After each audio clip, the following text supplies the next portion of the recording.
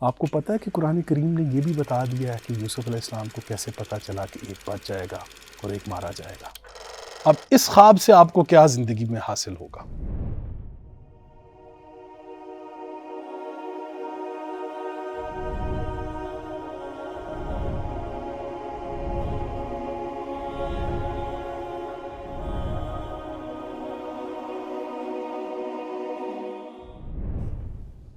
اب ایک اور خواب کا ہم حوالہ لے لیتے ہیں ساتھ میں تاکہ بات مزید واضح ہو جائے۔ دو قیدی ہیں یوسف علیہ السلام کے ساتھ۔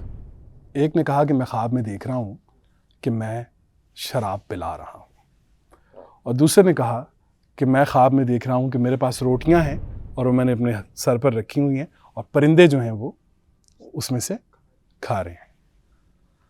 یوسف علیہ السلام نے فرمایا کہ تم میں سے ایک جو ہے اس کا تو کام ہو گیا اور ایک جو ہے وہ بچ جائے گا۔ آپ کو پتہ ہے کہ قرآن کریم نے یہ بھی بتا دیا ہے کہ یوسف علیہ السلام کو کیسے پتہ چلا کہ ایک بچ جائے گا اور ایک مارا جائے گا؟ سنیں، ایک نے کہا کہ میں شراب پلا رہا ہوں اور ایک نے کہا کہ روٹیاں ہیں جو جمع کی ہیں اور سر پر رکھی ہوئی ہیں۔ جس کے اندر دینے کی صلاحیت ہوگی وہ زندہ رہے گا اور جو جمع کرے گا وہ مارا جائے گا۔ الذی جمع مالہ وعددہ، وہ جس نے اپنا مال جمع کیا اور وہ گنتا رہا۔ دیکھ رہے ہیں آپ، وہ جس نے روٹیاں رکھی ہوئی ہیں اپنے سر پہ، وہ جمع کی ہوئی ہیں اس نے، وہ گیا مارا گیا۔ وہ جس کے اندر دینے کی صلاحیت ہے، دوسرے کو دینے کی صلاحیت، پورے قرآن کریم کے اندر آپ دیکھیے کہ مومن کو دینے والا بنایا قرآن کریم نے۔ یہ دینا کیا ہے؟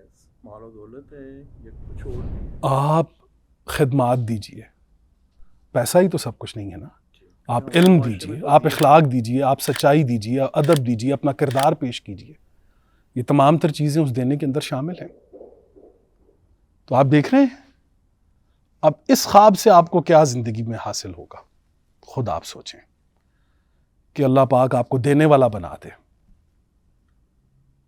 تو یہ ہے ایک سبق، اور یہ آپ نے فرمایا کہ ہمارے اندر کیوں تبدیلی نہیں آ رہی؟ ہمارے اندر تبدیلی اس لیے نہیں آ رہی کہ ہم نے قرآن کریم کو اس کی گہرائی کے ساتھ حاصل کرنے کی کوشش نہیں کی۔ ہم قرآن کریم کے اوپر جمپ کرتے ہوئے گزر رہے ہوتے ہیں، آیات پڑھ رہے ہوتے ہیں اور بس گزر رہے ہوتے ہیں اس سے، اور وہ ایک ایک لفظ آپ کی طرف حیرت سے دیکھ رہا ہوتا ہے کہ مجھے دیکھو، مجھے پڑھو، میرے اوپر سوچو، میرا مشاہدہ کرو، دیکھو میں تمہارا منتظر ہوں، تم قاری ہو قرآن کے۔ تو وہ خواب آپ دیکھیں، اور اس کے اندر آپ کو پتہ ہے ایک اور بڑا کمال کر گیا قرآن کریم۔ وہ جو بچ گیا تھا نا، جسے حضرت یوسف علیہ السلام نے کہا تھا کہ وہ اپنے رب کے پاس جا، اپنے رب کے پاس، عند ربک، میرا رب نہیں ہے۔ یہ بھی دیکھیں قرآن کریم کی کمال، دیکھیں قرآن کریم کا۔ یوسف علیہ السلام نے یہ نہیں کہا کہ ہمارے رب کو جا کے کہنا، آپ کہتے ہیں نہیں، اپنے رب کو کہنا، میرا رب تو وہ ہے جو اللہ ہے، اور اپنے رب پہ جا کے مجھے یاد کرنا۔ تو وہ بھول گیا۔ اب جب وہ خواب پوچھا بادشاہ نے، اس نے کہا کہ جی وہ میں نے خواب دیکھا ہے، تو اسے یاد آیا کہ او جناب، ایک شخصیت ہے جو بتا سکتے ہیں۔ تو جب وہ جاتا ہے نا وہاں پر، تو وہاں پر قرآن کریم بتا دیتا ہے کہ اسے زندگی کیوں ملی ہے۔ پتہ ہے وہ کیا کرتا ہے جا کے حضرت یوسف علیہ السلام کے پاس؟ انہیں جا کے کہتا ہے کہ یا ایھا الصدیق، اے میرے دوست، اے میرے یوسف، میرے سچے دوست، ذرا بتاؤ کہ ایک خواب ہے کہ جس میں 7 گائے ہیں بوٹی، 7 پتلی، وہ ان کو کھا رہی ہیں اور بالیاں ہیں۔ آگے کیا کہتا ہے؟ یہ نہیں کہتا کہ میں جا کر بادشاہ کو بتاؤں گا۔ بادشاہ نے خواب دیکھا تھا نا، وہ وہاں پر کہتا ہے تاکہ میں لوگوں کو، ناس کا ورڈ آیا ہے کہ اس شخص کو ان لوگوں کے مر جانے کی فکر ہے، کہ رزق سے ریلیونٹ خواب آیا ہے، اور وہ یہ نہیں کہہ رہا کہ بھیجا تو بادشاہ نے تھا کہ جا کے یہ پتہ کر کے آؤ کہ یہ خواب جو ہے یہ اس کی کیا تعبیر ہے۔ وہ یہ نہیں کہہ رہا کہ واپس جا کے بادشاہ کو بتاؤں گا، وہ کہہ رہا نہیں، میں نے واپس جا کے لوگوں کو بتانا ہے۔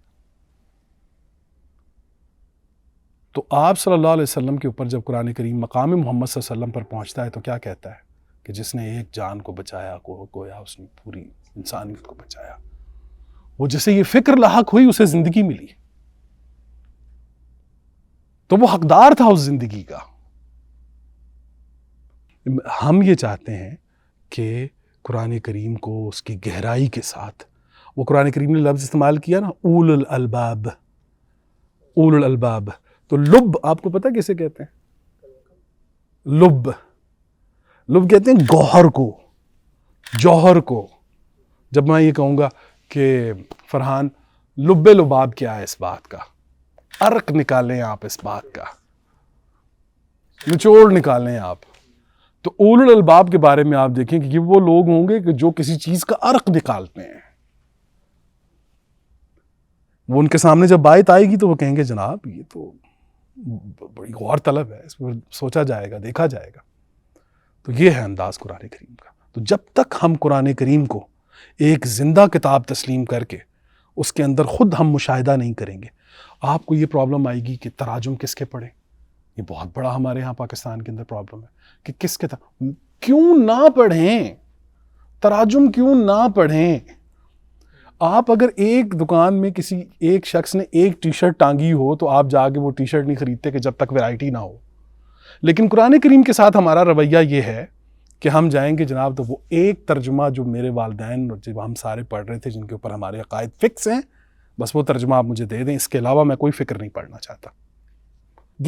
یہ آپ قرآن لیجئے، لیکن ان باطل لوگوں سے بھی بچیں کہ جو قرآن کے نام پر آپ کو ڈی ٹریک کریں گے. نام تو انہوں نے یہ رکھا ہوا ہے کہ ہم قرآن کا ترجمہ کر رہے ہیں، لیکن وہ باطل ہیں. تو آپ نے سب کو پڑھنا ہے. جب تک آپ مختلف تراجم کو نہیں پڑھیں گے وہ آیات اپنا راز آپ کے حوالے نہیں